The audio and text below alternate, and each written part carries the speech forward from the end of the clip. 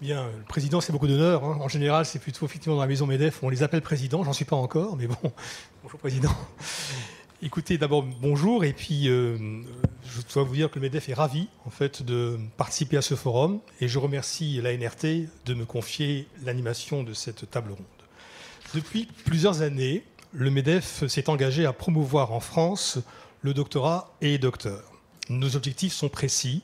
Sortir les docteurs de l'anonymat social, rendre lisible le socle des compétences communs à la formation par la recherche et rendre visible la valeur ajoutée des docteurs pour l'entreprise. Bon, j'ai bien vu qu'avec le RNCP, il y avait encore des efforts à faire dans ce sens-là, mais ça avait effectivement, cet objectif-là avait été pris en compte par le RNCP. Ce sont des ressorts nécessaires à la reconnaissance des docteurs et nous en faisons la promotion à travers la plateforme Internet DocPro que nous avons créée en 2015 avec l'ABG, qui est ici représenté, je le sais, et France Université, alias CPU. Pour corser le débat, et peut-être sur un ton un brin provocateur, les organisateurs ont souhaité approcher la question de cette reconnaissance sous l'angle de la rémunération. La reconnaissance des docteurs passe par la rémunération, en tous les cas aussi. Nous avons souhaité rajouter cet adverbe car il y a d'autres formes de reconnaissance. Et alors pour preuve, la perception par l'opinion publique de la vocation et de la mission des docteurs est d'ailleurs quasi sacerdotale. Ils œuvrent pour la science, la connaissance, le bienfait de l'humanité et pourquoi pas la gloire, bénéficiant pour les plus notables d'entre eux de la reconnaissance prestigieuse des académies et des plus grands prix scientifiques internationaux. Ce serait là leur plus belle récompense. De là à penser, comme le disait sous le ton de la boutade Georges Charpak le jour où il a obtenu son prix Nobel de physique, qu'il aurait enfin les moyens de s'offrir une nouvelle paire de chaussures. On n'est pas très loin, effectivement, de la situation. C'est vrai que le tableau de la considération des docteurs est pour le moins contrasté. Entre les revendications syndicales, on y reviendra, notamment sur les conventions collectives, le statut professionnel que les docteurs occupent, leur niveau de rémunération dans l'échelle des salaires, en particulier en France, ou encore les enquêtes de satisfaction des docteurs dans leur emploi. Alors de quel docteur parle-t-on ? Je ne vais quand même pas m'appesantir sur les médecins, ils courent dans une autre catégorie, profession libérale et autres. Les enseignants-chercheurs, ce n'est pas mon rayon et je n'ai aucune légitimité à en parler, mais c'est vrai que la loi de programmation pluriannuelle de la recherche a essayé d'améliorer sensiblement en tous les cas leur situation, tout au moins pour les maîtres de conférences en début de carrière. Alors, qu'en est-il des doctorants et des jeunes docteurs ? Ils trouvent de moins en moins de débouchés dans la recherche publique et académique. Chaque année, environ 14 000 docteurs sont diplômés pour seulement 3 500 postes universitaires. Pour Jean-Marc Daniel, économiste enseignant à l'ESCP et à l'école des mines, c'est une illustration de la panne de l'ascenseur social. Alors, je ne vais quand même pas vous le cacher, le propos ne manque pas de me surprendre. Les entreprises n'offriraient-elles pas aux docteurs des postes également enviables ? Au contraire, le privé devient de plus en plus un débouché naturel des docteurs. 40% des docteurs de la promotion 2018 travaillent dans le secteur privé, dont près de la moitié, 18%, dans les entreprises, et surtout dans la R&D, les entreprises. Et le niveau de satisfaction des docteurs dans l'emploi est encore plus élevé dans le privé que dans le public, à commencer par la rémunération. C'est en tous les cas ce que soulignent les enquêtes de plusieurs écoles doctorales. Et ces résultats corroborent ceux des enquêtes des ingénieurs et scientifiques de France. Le doctorat permet dans l'entreprise un accès plus rapide et plus fréquent au statut de cadre. Leurs perspectives de carrière sont diversifiées et attractives. 25%, j'allais dire seulement, c'est pas forcément négatif qu'il le soit, hein. 25% seulement des docteurs embauchés dans l'entreprise feront toute leur carrière dans la R&D. Environ 12% des docteurs deviennent managers, 2 fois plus qu'avec un seul diplôme de master, et occupent des postes de cadre supérieur. Ils se distinguent, on l'a déjà souvent dit au cours de cette matinée notamment, dans plusieurs parcours, l'expertise, mais aussi l'entrepreneuriat. 50% des lauréats du concours national de création d'entreprises de technologies innovantes sont des docteurs.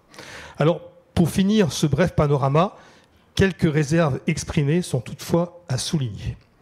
Les liens avec les travaux de la thèse seraient plus étroits au poste occupé dans la recherche publique que dans la recherche privée. La part des docteurs dans la recherche privée demeure faible, environ 13% des effectifs de la R&D privée. Les docteurs sont en effet dans l'entreprise, ça a été largement évoqué depuis ce matin sont le plus souvent en concurrence avec les ingénieurs.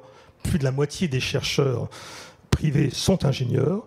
Leur taux de chômage reste élevé, environ 9%, et davantage dans les domaines des sciences sociales, 11%, que dans celui des sciences exactes et appliquées, 6%, contre à peine 2% pour l'ensemble des ingénieurs. Et il faut dire qu'eux aussi ont des revendications salariales.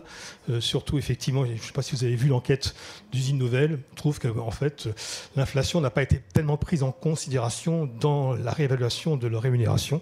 Donc, les docteurs sont également en concurrence sur cette pression salariale. Pour finir, les associations de docteurs regrettent toujours l'absence de l'inscription du doctorat dans les conventions collectives. Mais là, je parle un peu au nom du MEDEF. Faut-il le rappeler ? Les conventions collectives sont articulées autour des compétences et non des diplômes et fixent pour chaque catégorie d'emploi une rémunération minimale. C'est le cas de la nouvelle convention de l'UMM, applicable à partir de janvier 2024. Elle a identifié 18 catégories d'emplois avec pour chacune d'entre elles des rémunérations planchers. Et là, je cite un ancien mandataire du MEDEF, dont je trouvais effectivement la citation intéressante. Comme le rappelait Michel Pébreau, alors porte-parole du MEDEF sur les questions de formation initiale et d'enseignement supérieur, les docteurs ont d'autres ambitions que le minimum. Ils visent l'excellence et ne se contentent pas du minimum. Donc plus étonnant, et ça je trouve ça plus inquiétant, voir si c'est en tous les cas vrai, le cas échéant, le doctorat serait contre-productif pour la rémunération en cas de double diplôme avec celui d'ingénieur.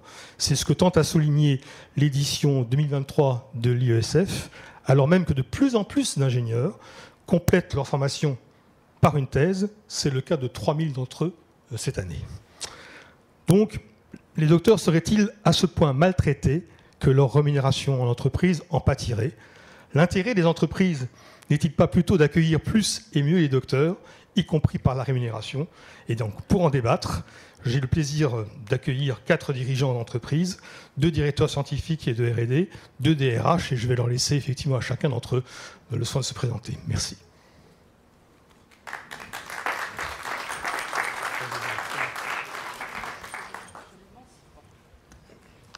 Donc, bonjour, merci beaucoup Christian.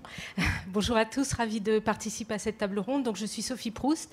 Donc moi, je fais ma carrière effectivement dans la R&D du numérique. Donc j'ai été successivement directrice de la R&D de Bull et CTO d'Atos. Je suis aussi membre du conseil scientifique de l'INRIA et de l'Académie des technologies.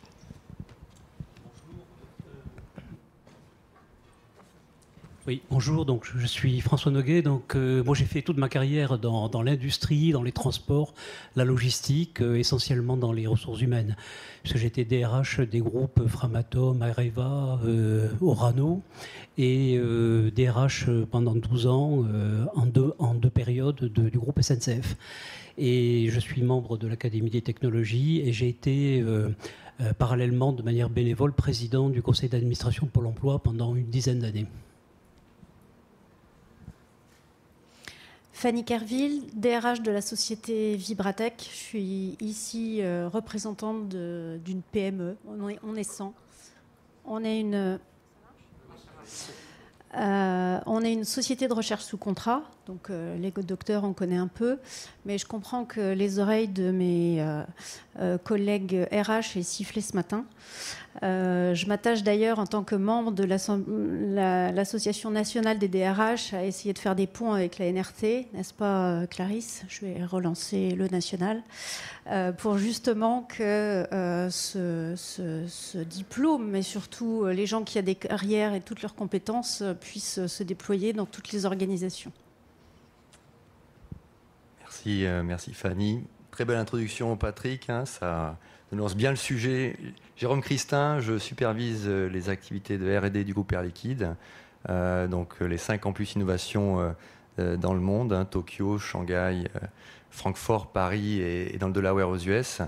Donc le groupe Air Liquide, vous le connaissez, mais en 2 mots, leader mondial des gaz et technologies pour l'industrie et la santé, présent dans plus de 70 pays, et on se focalise sur les petites molécules essentielles, l'oxygène, l'azote que vous respirez tous actuellement, et l'hydrogène dont on parle beaucoup. Merci à tous pour cette brève présentation du parcours de chacun. J'aimerais commencer par avoir un regard croisé entre une PME et un grand groupe sur l'intégration des docteurs dans l'entreprise et la gestion de leur parcours. Je me tourne vers vous, Fanny. Pourquoi Vibratech s'intéresse davantage aux docteurs depuis une dizaine d'années? Combien sont-ils et à quel poste dans votre entreprise, dans une PME ou qui n'est pas forcément habituée à recruter justement des docteurs? Alors les docteurs chez nous, ça représente 10%. Il y en a 10. On est 100. Donc ça, c'est bon. Au niveau des maths, c'est bon là. Ça fait, oui, depuis 2010, en fait, il y a eu un tournant sur ce profil-là. On avait auparavant déjà recruté ce type de profil, mais en 2010, le nouvel actionnaire a décidé de mettre un coup de boost à la recherche et de réellement dédier 20% du chiffre d'affaires à la recherche et à favoriser l'intégration et l'accueil de docteurs dans les équipes, pas de recherche, dans les équipes de production, pour faire un mix, mélanger des ingénieurs et des chercheurs, et surtout pas laisser des chercheurs dans un bocal, parce que si ça va plus vite les 2 premières années, après, ça patine. Voilà, c'était ces mots. Donc ça s'est traduit par deux choses. C'est à la fois d'en accueillir, de lancer des thèses CIFRE, et d'en lancer régulièrement chaque année, et également de valoriser ces 3 ans, parce qu'en général, dans le domaine de la mécanique, c'est plutôt 3 ans, comme une expérience professionnelle, comme un début de carrière, et donc de faire une différence, parce que ce n'est pas les mêmes compétences entre les jeunes ingénieurs et les jeunes docteurs. À peu près 20% maintenant.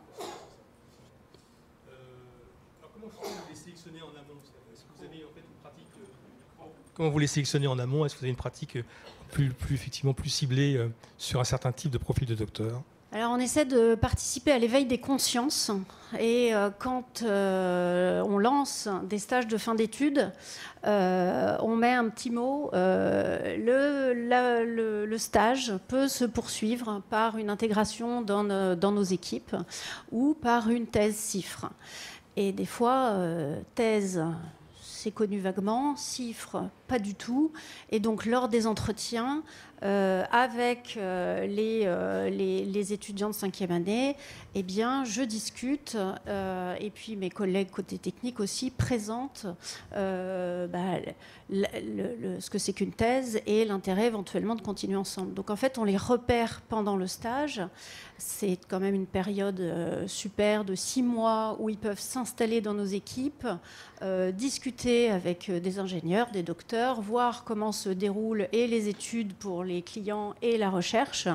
Et ensuite, voilà, des fois, ça se réveille et ils ont envie de faire quelque chose. Et en même temps, on a vu une idée.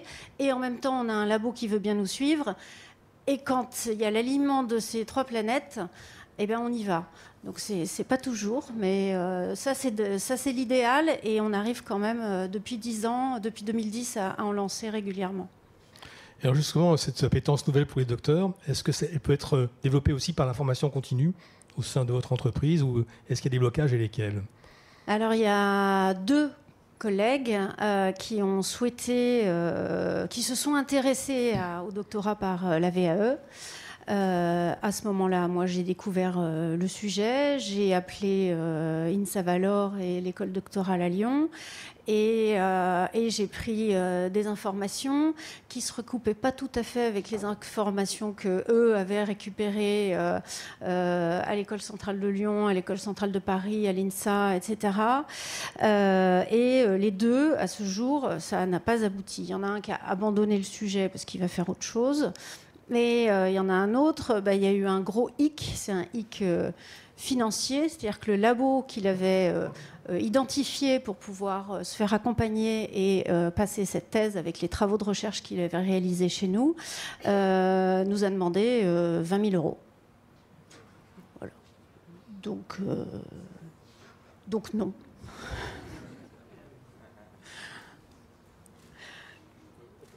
Mais j'ai pas dit mon dernier mot. Hein. Le prochain qui qui lève le doigt, je pense que là, on a un peu d'expérience. On ne va pas rester sur 2 échecs. Dernière question vous concernant pour cette partie-là. Est-ce que les docteurs, en fait, dans votre entreprise, ont des perspectives d'évolution de carrière? Sont-ils en fait juste restreints au domaine de la recherche, ou y a-t-il d'autres possibilités? Ils font de la recherche, ils font de la production, ils font de la formation, ils font de la recherche interne avec évolution de nos méthodologies, ils font de la recherche avec des laboratoires, dans des projets collaboratifs avec des grands industriels. Ils deviennent responsables d'équipe, et puis on a un tiers de notre comité de direction qui est diplômé d'un doctorat. De belles perspectives en fait. Merci beaucoup. Je me retourne vers vous, Jérôme. Air Liquide, société présente à l'international, a la réputation d'avoir une très forte culture d'ingénieur. Quelle place les docteurs occupent-ils dans ce contexte, à la fois international et de culture ingénieur? Et considérez-vous différemment les docteurs selon vos pays d'implantation? Alors, peut-être rappeler, Patrick, quelques chiffres clés déjà sur l'innovation au sein du groupe Air Liquide. Représente 300 millions d'euros de dépenses annuelles. On dépose un brevet par jour, donc 350 brevets par an environ. Et pour venir à la question des docteurs, parmi nos chercheurs, nous avons 40% de docteurs.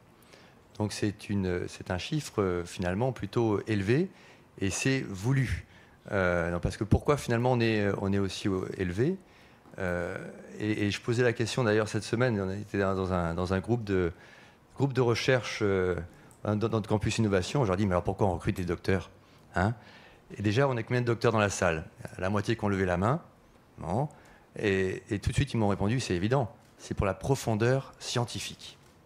Et j'ai beaucoup aimé ce terme parce que ça illustre parfaitement la raison pour laquelle on les recrute. Profondeur scientifique, c'est-à-dire qu'ils ont un niveau ils ont un niveau scientifique, d'expertise scientifique qui est tel que ça va créer une différenciation pour nous sur le marché, notamment lorsqu'on est leader mondial sur différentes thématiques. Donc ça, c'était le premier commentaire. Donc on aime beaucoup les docteurs. Maintenant, il y a une différence dans les campus. Vous l'avez évoqué dans votre question, différence dans les régions. Si je prends par exemple le Japon, on recrute 90% de docteurs. Donc là, on est vraiment au top niveau. Pourquoi 90%? Parce qu'à la fin, c'est essentiellement l'électronique. On va sur des molécules très spécifiques de gravure et de dépôt qui sont dans tous vos smartphones actuellement. Et on a besoin des meilleurs dans ce domaine-là. Donc on n'a pas le choix. On va vraiment les chercher on va chercher les meilleurs, tout simplement. En Allemagne, c'est également élevé. Et en Allemagne, je dirais juste une petite anecdote qui s'est passée il y a 2 semaines. On en parlait avec Patrick. Il m'avait demandé de l'évoquer parce qu'au final, ce qui s'est passé, c'est qu'on avait un chercheur qui nous dit « Ça y est, je suis docteur ». Donc un Allemand. Je suis docteur depuis hier. Et donc là, temps de pause, applaudissements auprès de tout le monde, célébration. Quand est-ce que tu le mets sur ta carte de visite? Voilà, c'était un moment particulier, avec une fierté qui s'est exprimée très naturellement. Je trouvais c'était un beau moment. Mais je pense que c'est intéressant parce que c'est un peu culturel. Donc ça, c'était en Allemagne. Et maintenant, je parlais de la France. 40%. C'est également le chiffre que nous avons en France, donc on recrute 40% de docteurs parmi les chercheurs. Et ce qui est intéressant, c'est il y a un avantage qui est particulier pour nous, c'est que nos docteurs français, ils ont une agilité qu'on ne trouve pas dans d'autres régions dans le monde. Et l'agilité, c'est qu'ils ont la capacité non seulement à aller faire un carottage sur leur domaine scientifique et à aller creuser, et ce sont des experts, et très bien, mais ils ont la faculté à être dans l'interdisciplinarité et d'aller chercher un autre domaine. Et pour nous, c'est essentiel parce que quand on est dans la transition énergétique actuellement, les transformations majeures qui ont lieu, sur tous les domaines, on a besoin de repositionner des chercheurs qui avaient des compétences sur certains domaines d'il y a 10, 20 ans et les repositionner. Et ça, les docteurs français y arrivent et c'est remarquable. Alors comment justement ces compétences recherchées et cette valeur ajoutée est prise en compte dans la rémunération, au moins à Air Liquide? Je crois que vous avez une vraie politique, notamment sur les brevets, qui sont en fait pour vous la meilleure variable d'ajustement de l'effort de rentabilité de la recherche.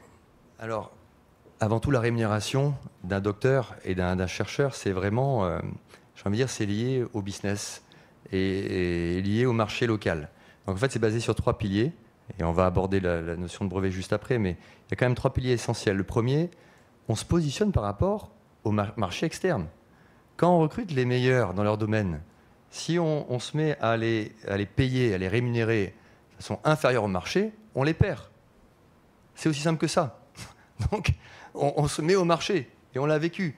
Donc, on le fait une fois, 2 fois, on ne le fait pas 3 fois. Le deuxième pilier, c'est on va dire, le marché interne. Donc, c'est l'équité en interne.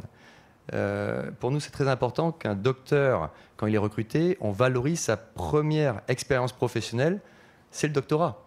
Donc, 3 ans, 4 ans plus tard, c'est équivalent à un cadre qui a fait 3-4 ans. C'est essentiel. Si on ne le fait pas, on a un problème d'équité, de démotivation, et on revient sur le premier point qu'on a évoqué tout à l'heure. Le troisième point, c'est la performance. Et la performance, on a besoin qu'il délivre évidemment dans l'ensemble des briques technologiques et notamment publication de brevets, publication tout court, et puis impacter nos projets. Et là, en effet, il y a aussi une rémunération associée au premier dépôt de brevet. On le rémunère. Après, il y a d'autres façons de valoriser et de reconnaître, mais on en parlera un tout petit peu plus tard. Je veux juste dire un mot sur les carrières également, Patrick, parce qu'au-delà de la rémunération, il y a les carrières. Et finalement, pour nous, on a 3 types de carrières. Il y a une carrière vraiment scientifique, on en touche un mot juste après, qui est essentielle pour les docteurs. Mais la deuxième, c'est vraiment le management. On offre à nos docteurs la possibilité de faire du management. Donc on identifie des hauts potentiels parmi nos docteurs qui vont prendre des responsabilités de très haut niveau. Le numéro 2 du groupe Air Liquide est docteur. Il a commencé par la recherche, il a été directeur de la recherche et bon, il a été repéré. On fait ça avec tout le monde. Et le troisième, on insiste beaucoup sur cette troisième partie, c'est aller dans les opérations. On aime beaucoup ces allers-retours. On va de la recherche aux opérations, on revient dans la recherche et comme ça on vient quelquefois faire fructifier et apporter beaucoup de valeur avec ces échanges. Sinon on a des déconnexions, par ce manque de mobilité on peut avoir des déconnexions. Alors justement, vous avez évoqué à l'instant tout l'intérêt que vous aviez à pouvoir envoyer vos docteurs français à l'international et notamment au Japon, et que pour cela, il fallait vraiment que vous ayez également des supports pour, en fin de compte, faciliter ou encourager leur emploi ou leur embauche. Est-ce que les dispositifs existants, comme le crédit impôt recherche, le CIFRE, ont une incidence forte sur cette capacité des entreprises à embaucher, voire même un impact sur leur rémunération? Alors Patrick, c'est un point essentiel, et quand je lis l'article des Échos ce matin sur le sujet, je vois que c'est très important d'insister encore aujourd'hui sur l'importance de ce dispositif d'incitation et de soutien à la recherche et développement, et notamment le crédit impôt recherche, les CIFRE, les tests CIFRE. Je pense que ce qui est essentiel, c'est que c'est une aide au recrutement. En revanche, je ne pense pas que ça ait un impact sur la rémunération. La rémunération, je l'ai couvert tout à l'heure, c'est exactement les 3 piliers, ça on ne change pas. Par contre, l'aide au recrutement est bien présente, et notamment le recrutement des docteurs français. Est-ce qu'on a la possibilité de recruter des docteurs dans le monde entier? Donc la compétitivité des docteurs français, elle est également apportée par le dispositif du CIR. Donc pour nous, le message clé, c'est très important d'avoir une stabilité dans ces dispositifs fiscaux. Sinon, on a beaucoup de difficultés à s'inscrire sur le long terme et du coup à recruter, investir, et notamment lorsqu'on doit allouer et faire des gestions de portefeuille, qu'est-ce qu'on alloue en France par rapport aux autres pays. J'aurais voulu passer maintenant en fait aux autres modes de reconnaissance que la rémunération. Je crois, Fanny, que vous êtes très fière de la fidélisation de vos cadres en général. Est-ce aussi le cas des docteurs? Comment vous les fidélisez? C'est ma question. Quels sont les moyens de reconnaissance que vous avez en fait pour fixer votre effectif sur l'entreprise? Alors la promesse qu'on fait aux salariés qui travaillent pour Vibratech, c'est la variété et la technicité. On travaille dans un domaine, c'est une niche, la vibration, l'acoustique pour l'industrie, mais pour toute l'industrie. Et ce qu'on leur promet, c'est de continuer à progresser techniquement et scientifiquement. Si on ne progresse pas, on est mort. Donc forcément, s'ils progressent, s'ils restent avec nous, ils vont continuer à progresser. Et donc chez nous, il n'y a pas plus de chefs que d'Indiens. Donc ils restent beaucoup, tous, à faire de la technique, mais à continuer à progresser dans leur discipline ou dans d'autres disciplines un petit peu à côté. Mais voilà, une profondeur technique importante. Donc oui, on a une belle fidélisation. On a en moyenne 13 ans d'ancienneté chez nous. Les gens restent très longtemps. C'est plus que le temps moyen d'un couple. Bien, bravo en tous les cas. Après, Jean-François Baudouin ce matin disait je trouve pas beaucoup de gens qui mettent docteur sur leur carte de visite. Nous, ils font comme ils veulent. Très bien. Voilà, c'est libre. Jérôme, je sais que vous êtes très attaché à la reconnaissance de l'expertise. Quelle est la place des docteurs dans votre programme Technical Community Leaders ? Alors en effet, on a, en plus de la rémunération, on a une reconnaissance à travers ce programme que vous évoquez, donc TCL, technique. On a beaucoup d'acronymes, j'ai vu tout à l'heure. Hein. Donc, mais c'est les leaders de la communauté scientifique donc, du groupe Air Liquide, où on a 4400 personnes qui participent sur les 66 000 employés du groupe. On a 4 niveaux. Le plus haut niveau, ce sont des fellows, donc environ une quarantaine de personnes, qui, quand on arrive à ce niveau-là, on est 4 dirigeants, et beaucoup de docteurs d'ailleurs, dans cette une grande majorité de docteurs. Et ce qui est intéressant, c'est que ce niveau-là, que je le disais, il côtoie les Nobel, il côtoie les prix Nobel. C'est un tel niveau qu'ils peuvent s'adresser. Dernière en date, c'est qu'il s'adressait à Stephen Chu, prix Nobel de physique 97, ancien secrétaire d'État à l'énergie d'Obama, pour l'inviter à participer au jury du groupe Air Liquide pour le challenge scientifique. Stephen Chu a accepté, il était avec nous. Et ça, je trouve ça absolument remarquable d'avoir ce niveau-là. Et c'est porté beaucoup par des docteurs, en effet, qui sont spécialistes, qui connaissent parfaitement le sujet. Et donc, on le valorise. Alors, quand il passe d'un niveau à un autre, il y a aussi une rémunération associée. Hein. Ce n'est pas qu'une reconnaissance, on va dire, des pairs. Mais c'est très important. Merci bien. Alors, si j'en crois en fait vos échanges, la filière expert semble être le domaine de prédilection des docteurs. Sophie, d'après votre expérience, est-ce dans cette voie de l'expertise que les docteurs ont le plus de chances d'exceller et de s'épanouir ? Oui, alors effectivement, je vais rebondir et faire beaucoup écho à ce qu'a dit Jérôme. Alors tout d'abord, puis on en a parlé ce matin, je pense que quand on est dans les domaines scientifiques, ce qui compte beaucoup, c'est l'environnement dans lequel on travaille. Et il y a quelque chose qui a été assez fort, je pense, chez Atos, quand on a écrit la raison d'être, c'est d'indiquer qu'on allait travailler pour le développement de l'excellence scientifique. Ça, c'est une chose que Patrice Ken a évoqué ce matin, et c'est quelque chose d'important. Alors, Atos, vous savez, c'est une société de services, mais qui a ceci de particulier, c'est qu'on développe des produits technologiques très, très pointus, hein, donc les serveurs d'entreprise, le calcul haute performance. On a entamé un programme dans le calcul quantique il y a 6 ans. On développe les technologies dans tout ce qui concerne la cyber security. Et on développe aussi un programme d'expertise. Donc ça nous a semblé important parce que, alors les ingénieurs, mais également les docteurs. Alors on a moins de docteurs que chez Air Liquide, hein, je crois que on va à peu près 10%. Ce qui s'inscrit un peu dans la moyenne nationale, hein, voilà.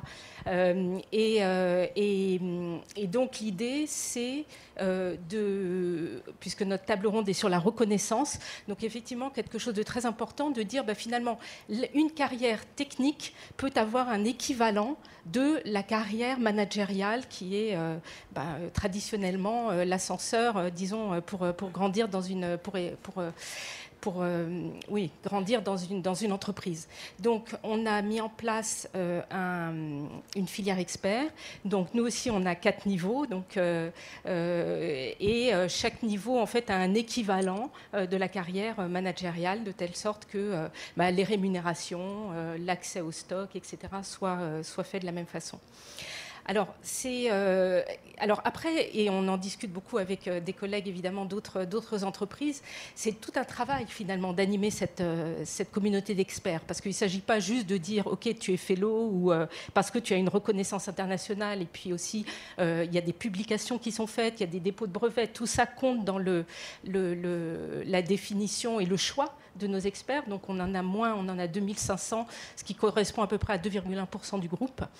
Et Mais ce qu'on a souhaité, c'est utiliser. Parce qu'en fait, bon, on parle beaucoup de tout ça depuis le début de la journée. Ce qui est important finalement pour un docteur, tout comme un ingénieur aussi, c'est d'avoir de l'impact. Et donc, le fait d'être dans cette filière d'experts fait que je suis associée à la stratégie technologique de l'entreprise et je porte ma pierre à l'édifice. Donc, j'écris des papiers. Donc, ça, c'est quelque chose qui est très important, on l'a dit ce matin, pour les docteurs qui sont habitués à faire des publications, à travailler dans un écosystème. Donc là, on a aligné dans cette filière expert, on l'a structuré par domaine d'investissement de l'entreprise. Donc comme ça, ils réfléchissent, ils anticipent les tendances technologiques qui arrivent et cette réflexion-là nous permet de nous assurer que dans notre roadmap technologique, quand on développe des produits, c'est bien en cohérence avec ce que l'on voit arriver, de telle sorte que on profite, disons, de cette expertise par ce biais-là.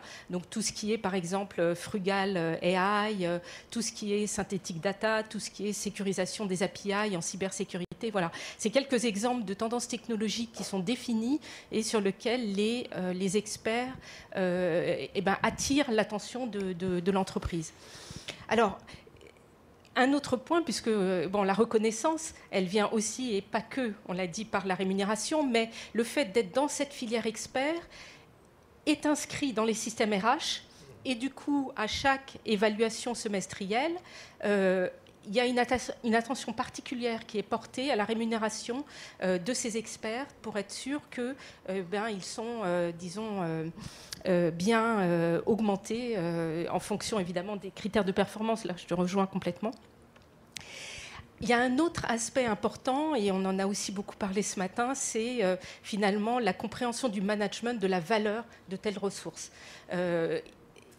Et ça en vient à la reconnaissance, puisqu'en fait, un docteur, pour qu'il se sente bien et pour qu'il évolue favorablement dans l'entreprise, il faut qu'il ait de l'impact, il faut qu'on lui donne un scope de responsabilité suffisamment grand, des sujets complexes, et donc il y a une sensibilisation. Il faut qu'il y ait une sensibilisation du management à ces capacités-là. Sinon, finalement, le docteur s'appauvrit et puis finalement, à la fin, quitte l'entreprise. Alors, un autre point important, c'est que pour moi, le docteur, c'est vraiment un lien, une courroie de transmission avec le monde académique. Et on sait bien qu'aujourd'hui, on ne fait plus de recherche et de développement tout seul. On évolue dans un écosystème, notamment un écosystème de recherche qui nous permet finalement aussi de pouvoir anticiper les tendances et de travailler sur du plus long terme. On en a parlé aussi ce matin. Alors que nous, on est dans des entreprises qui bien souvent regardent au trimestre. Et donc cette capacité à faire le lien avec le monde académique est absolument précieux. Merci Sophie. On peut dire qu'il y a de l'avenir quand même dans l'expertise au sein des entreprises. Et je crois que notamment dans les secteurs de l'intelligence artificielle, il y a tout un domaine effectivement d'investigation possible pour les chercheurs. François Noguet, avant effectivement de vous laisser effectivement développer la manière dont vous avez pu mettre en place des filières experts en tant que DRH dans les entreprises que vous avez fréquentées et puis dans lesquelles vous avez surtout agi, j'aurais voulu satisfaire un peu ma curiosité. Vous êtes le seul docteur à cette table ronde. En quoi le doctorat vous a permis de faire la carrière plutôt belle que vous avez réalisée, ou est-ce que ça a été en fait d'autres circonstances qui vous ont permis d'arriver à ces postes ? D'abord, bonjour à tous. Mon doctorat n'était pas vraiment lié au poste que j'ai occupé en démarrant dans ma vie professionnelle, puisque j'ai démarré dans les ressources humaines et mon doctorat c'était en droit public, sur la jurisprudence budgétaire du Conseil constitutionnel. Donc, c'est pas vraiment et j'ai un peu souffert parce que je l'ai terminé pendant mes 2 premières années d'expérience professionnelle. Donc c'était plutôt un complément de formation initiale, mais je dois dire que rétrospectivement, effectivement, je pense que il fallait que j'aille jusqu'au bout et je pense que ça m'a beaucoup apporté. Ça m'a beaucoup apporté. D'abord, je crois en termes de méthode, en termes parce qu'un projet de thèse, c'est long, c'est complexe, c'est quand même exigeant. Donc, il faut s'organiser, ça prend du temps. En termes de rigueur, sur des sujets comme par exemple les sources, le contrôle des sources, sur les biais d'interprétation, sur l'écriture, rigueur sur l'écriture. Et je trouve que c'est quelque chose dont on manque beaucoup, de manière générale, mais aussi dans les entreprises.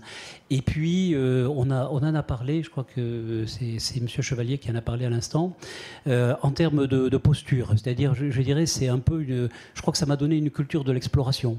Culture de l'exploration, c'est-à-dire où il faut être dans une posture, avoir une posture de questionnement, d'interrogation, parfois de doute, hein, c'est le mot qui a été employé. Et donc, je pense que... Et puis aller au contact de tout son environnement. Donc, je pense que c'est vraiment utile. Ça permet d'avoir un esprit critique sur ce qu'on entend parfois sur des postures un peu prêt-à-porter dans les entreprises. Et voilà, c'est un esprit de remise en question et de questionnement. Il ne faut pas qu'il soit trop systématique, mais enfin, ça aide. Comment vous avez en fait construit ces filières expertise dans vos différents Alors expériences ? d'abord, moi je dirais que j'ai toujours été convaincu. Je ne suis pas un technicien, hein, ni un ingénieur, mais par contre j'ai toujours été convaincu de l'importance de la R&D, de l'innovation, et dans les entreprises où j'ai été, que ce soit dans le nucléaire ou le ferroviaire, l'innovation c'est vraiment un facteur de performance, surtout dans des moments de transition importantes comme on connaît actuellement. Je pense à la transition climatique par exemple. C'est clair qu'on soit dans le ferroviaire, qu'on soit dans la logistique, qu'on soit dans le nucléaire, c'est un facteur. L'innovation est un facteur de performance. Alors pour ça, il faut attirer effectivement des profils de docteurs. On en avait beaucoup plus dans le nucléaire que dans le ferroviaire, qui est plutôt une entreprise opérationnelle de main-d'œuvre, mais on en avait quand même.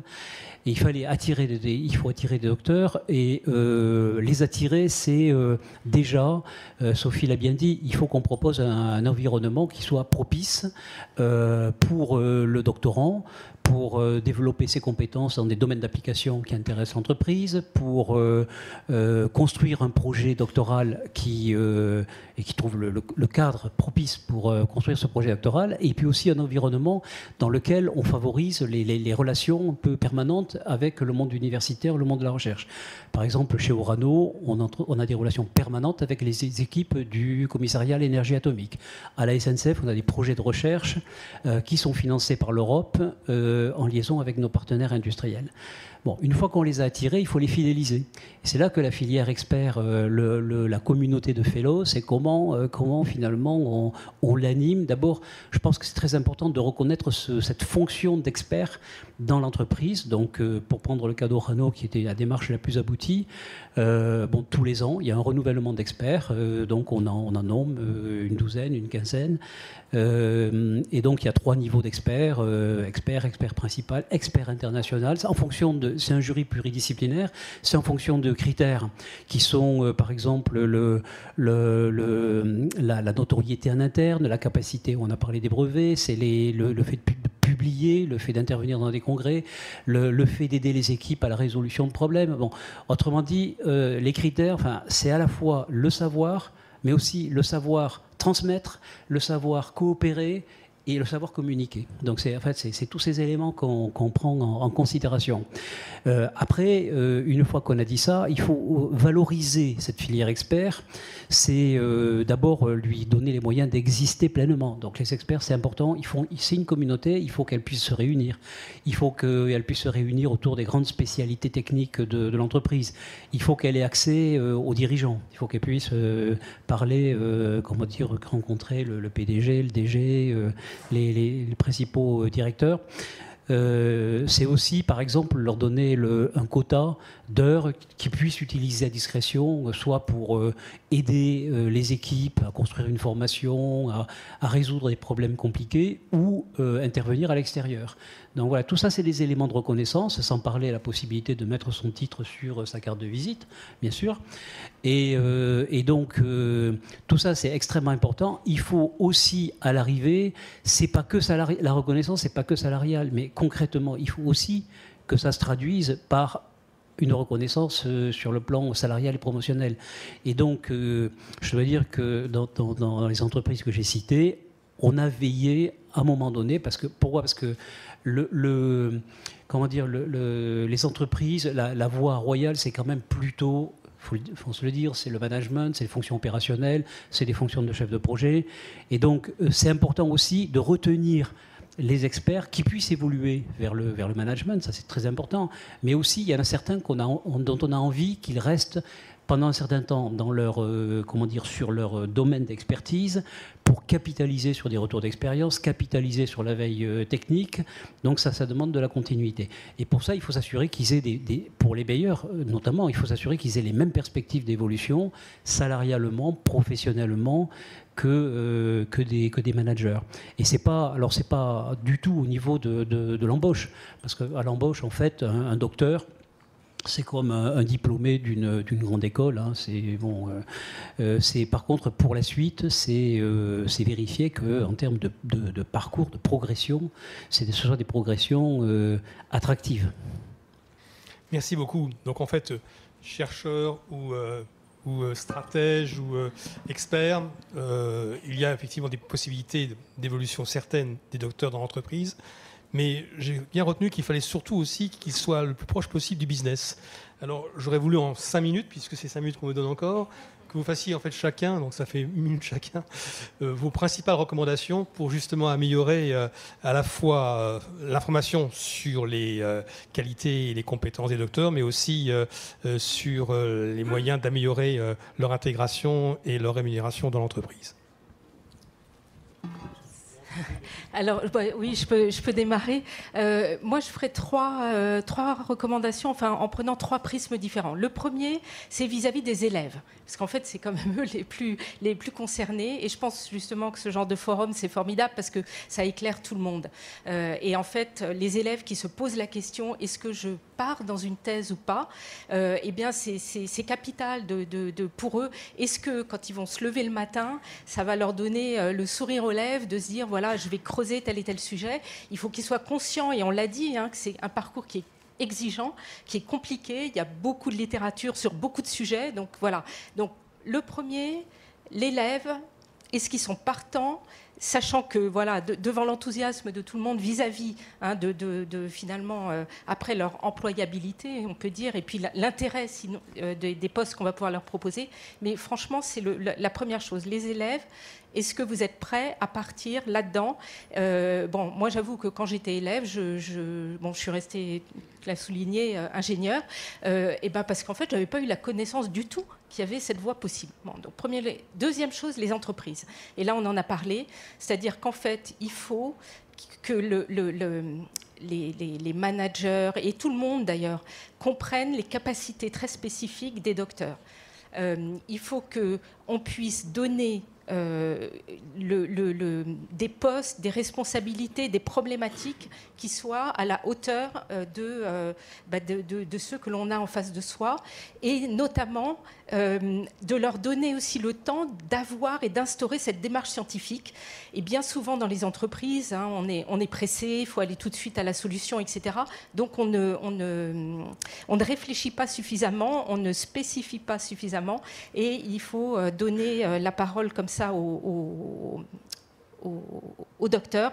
Et mon troisième, on en a parlé, l'État, effectivement, il faut avoir des mécanismes stables, le CIR, ça c'est capital pour que nous, les entreprises, on puisse se projeter dans le long terme. Je crois que oui. Ouais, en 2 minutes, moi j'insisterai sur l'interpénétration entre l'université et les entreprises. C'est-à-dire que les écoles doctorales soient plus orientées vers les besoins de l'économie. Par exemple, je pense à France 2030, les problématiques de souveraineté technologique, tout ce qui a été dit sur la défense, l'enseignement, l'environnement.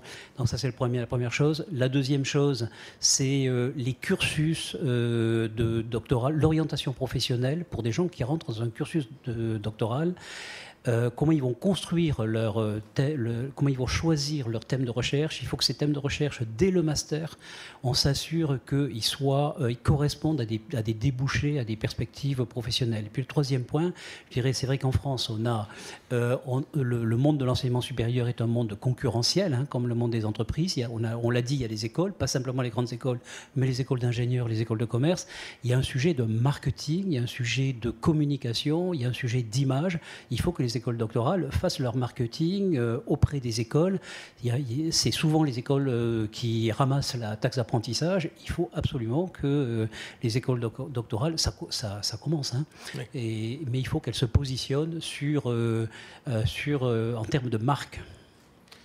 Fanny, je crois que vous voulez prendre votre bâton de pèlerin pour en fait œuvrer pour une promotion des docteurs avec la NDRH. Oui, je l'ai dit en introduction. Effectivement, on doit faire connaître tous les domaines possibles et la possibilité de faire de la recherche aux jeunes dès très jeunes. Mais on doit aussi faire connaître ce diplôme au niveau des acteurs de l'économie, des entreprises. Et après, les DRH ne savent pas ce que c'est qu'un docteur, mais si la direction ne sait pas ce que c'est qu'un docteur et ne veut pas entendre parler d'un profil qui sort du moule habituel, le DRH il va un peu s'arrêter là. Il faut aussi qu'il applique la stratégie de l'entreprise. Donc c'est aux entreprises de aussi s'approprier ça. Donc le MEDEF, la NDRH, la CPME, etc., sont tous des acteurs qui doivent œuvrer pour ça, pour qu'il y ait tous les profils dans l'entreprise, une variété, et aussi les docteurs. Après, j'ai autre chose. On est une PME, on fait de la recherche pour valoriser les docteurs, pour pouvoir les payer à leur juste valeur. Il faut que les acteurs avec qui on travaille nous payent aussi à notre juste valeur et que la recherche qu'on fait en mécanique, elle vaille pas moins que l'intervention d'un expert en cybersécurité. C'est tout aussi important, mais il y a ça aussi qui est important, parce que si on est sous-payé ou si on ne voit pas la valeur qu'on peut apporter, la profondeur technique qu'on peut apporter, derrière, ils ne voient pas l'intérêt de nous payer plus qu'une journée d'ingénieur. Voilà. Donc ça aussi, c'est important. De le dire au cybercampus, c'est important. De le dire au cybercampus, c'est important. 3 recommandations rapides aussi, pour être bref, mais la première pour moi, c'est vraiment l'exemplarité. Et l'exemplarité, notamment dans la représentation des docteurs dans les comités de direction, notamment de la R&D. Pour Air Liquide, 50% de docteurs au niveau de notre comité de direction. Ça, je pense que c'est bien. Et à la fin, on parle beaucoup de diversité. Et la diversité revêt différents aspects et ça en fait partie. L'exemplarité, c'est aussi dans les carrières, notamment, et les rendre visibles. Je pense que ça, c'est aussi important. En deuxième message, c'est celui qu'a dit Sophie tout à l'heure sur la stabilité du crédit impôt recherche. Je pense que ça, il faut le marteler et le dire, c'est très important sur le long terme. Et le troisième, je vais revenir sur ma petite anecdote allemande, c'est vraiment être fier. C'est être fier d'être docteur. Mais vraiment, sincèrement, comme les Allemands, comme les autres nations. Et ça, pour moi, je pense qu'il y a beaucoup qui sont très fiers. Et il n'y a aucun complexe. Mais cette profondeur scientifique, comme je l'évoquais au tout début, c'est ça qui fait toute la valeur ajoutée des docteurs. Et c'est ça qui, in fine, fait la rémunération. Donc... Merci à tous pour ces témoignages. Peut-être des questions ?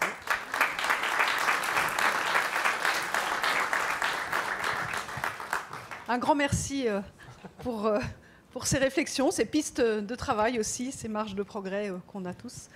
Et donc, on ouvre un petit temps de questions. Qui veut prendre la parole ? Ah, il y en a une ici, mais oui. Tout est parti. Vous aurez la parole après. Je commence ? Okay. Allez-y. Bonjour, Florian André-Niazi, directeur général de PhD Talent.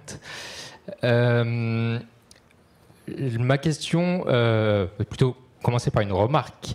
Je trouve qu'on a oublié une partie du sujet qui est l'international, c'est-à-dire que la recherche est internationale.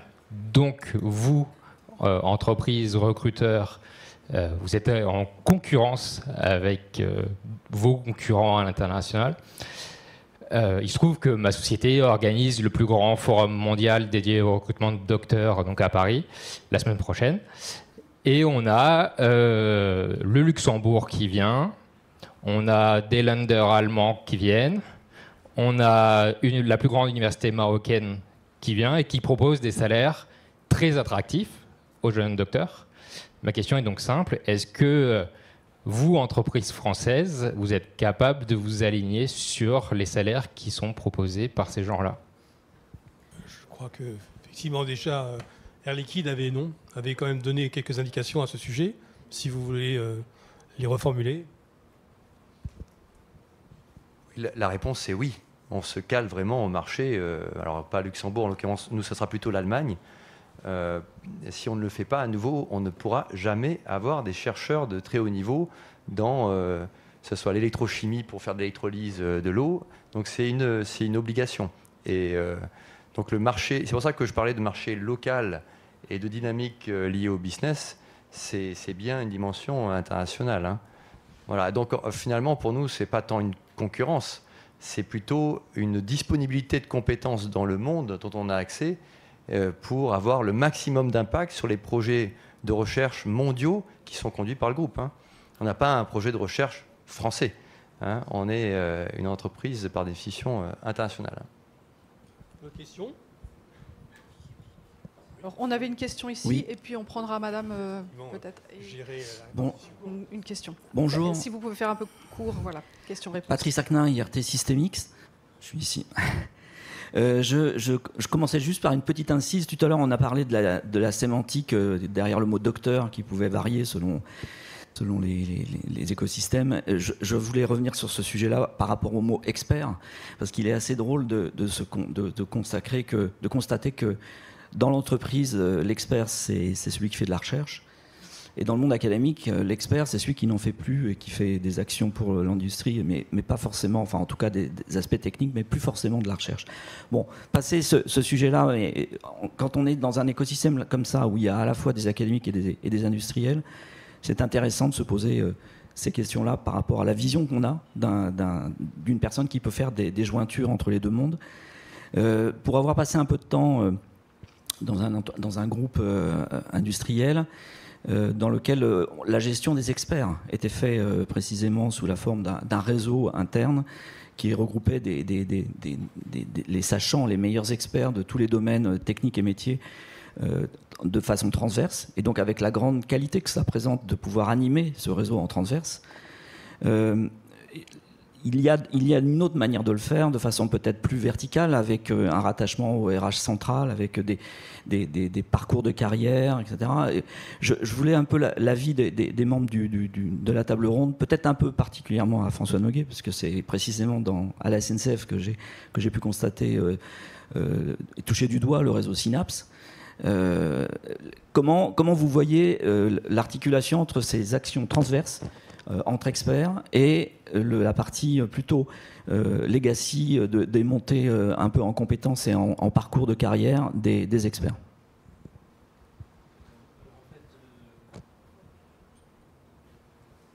Alors en fait, pour reprendre le cas de la SNCF, on était très attaché à ouvrir des possibilités. Enfin, ce qui est très important, c'est que les experts ne restent pas dans une espèce de vase clos au niveau de la direction R&D Innovation, et qu'il y ait le maximum de liens opérationnels vis-à-vis des activités, et notamment en lien avec les développements produits, hein. C'est ça qu'on voulait développer. Et donc, en fait, on avait, je pense qu'on a travaillé sur un dispositif permettant aux experts, aux doctorants, de passer quelques années, les premières années privilégiées en centrale sur des projets que j'ai cités tout à l'heure, par exemple le train autonome, train hydrogène ou autre. Et puis ensuite, rapidement, de faire en sorte d'organiser des liens et de les détacher et progressivement de les intégrer dans des activités industrielles où ils peuvent travailler plus directement sur des produits. En tout cas, bon, c'est vraiment un objectif la nature de nos activités, mais en fait c'était vrai aussi dans le nucléaire, a fait que on avait vraiment ce souhait de favoriser l'accès des experts aux équipes opérationnelles. Alors soit provisoirement en les laissant en centrale, soit ensuite en les détachant sur le terrain. Merci. On avait une question, madame, qui avait levé la main. C'était... Merci. Donc Marilyn Huchet, je suis en charge de la politique doctorale de l'Institut Agro, donc Rennes, Angers, Dijon et Montpellier. Alors c'est plus une remarque pour faire écho au sujet de la VAE. En fait, j'ai l'impression que depuis ce matin, on a peut-être omis de rappeler que le diplôme de doctorat est délivré par des établissements d'enseignement supérieur et de recherche, qui sont sous tutelle des ministères, bien sûr, et je crois, en tout cas, je suis intimement convaincue personnellement que ces établissements ont un grand rôle à jouer. Alors bien sûr, ils interviennent au niveau des écoles doctorales, au niveau des collèges doctoraux, mais je crois qu'en termes d'attractivité notamment, on est bien en première place pour pouvoir sensibiliser nos étudiants et les attirer vers le doctorat, les informer aussi sur l'insertion professionnelle. Et donc concernant la VAE, en tout cas, là aussi, elle est délivrée, c'est le diplôme de doctorat qui est délivré par ces établissements d'inscription en thèse et qui délivrent le diplôme de doctorat. Et donc, je suis assez surprise par les chiffres que vous avez annoncés. Mais en tout cas, je vous invite à rencontrer les responsables de doctorat des établissements d'inscription pour mettre en place la VAE, qui reste marginale dans un établissement, mais effectivement, c'est un vecteur important également à développer. Merci. Est-ce qu'il y a un commentaire du côté des... sinon, je pense qu'on va s'arrêter là. Merci beaucoup. Merci aux orateurs.